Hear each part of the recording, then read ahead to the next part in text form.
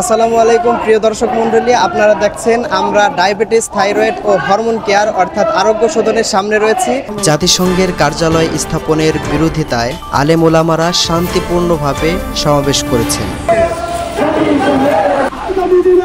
ইসলাম দেশ এবং মানবতার স্বার্থে ফরিদপুর থেকেই জাতীয় নেতৃত্ব দিয়ে ইউনূস সরকার সহ সমস্ত চক্রান্ত নস্যাৎ করা হবে। উপস্থিত ছিলেন বাংলাদেশ জামাত ইসলামী, ইমাম কল্যাণ ফাউন্ডেশন সহ ফরিদপুরের অধিকাংশ মাদ্রাসার ছাত্র এবং শিক্ষকগণ।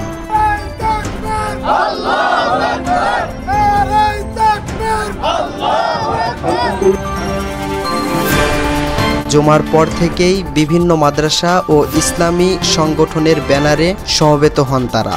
বক্তারা বলেন, দেশের স্বাধীনতা ও সার্বভৌমত্ব রক্ষার স্বার্থেই জাতিসংঘের অফিস স্থাপন বন্ধ করা উচিত। সমাবেশে ধর্মীয় শিষ্টাচার মেনে বক্তৃতা, দোয়া এবং দেশপ্রেমমূলক স্লোগান দেওয়া হয়। উল্লেখযোগ্য যে পুরো কর্মসূচি শান্তিপূর্ণ পরিবেশে সম্পন্ন হয় এবং আইন শৃঙ্খলা রক্ষাকারী বাহিনী ছিল সতর্ক অবস্থানে।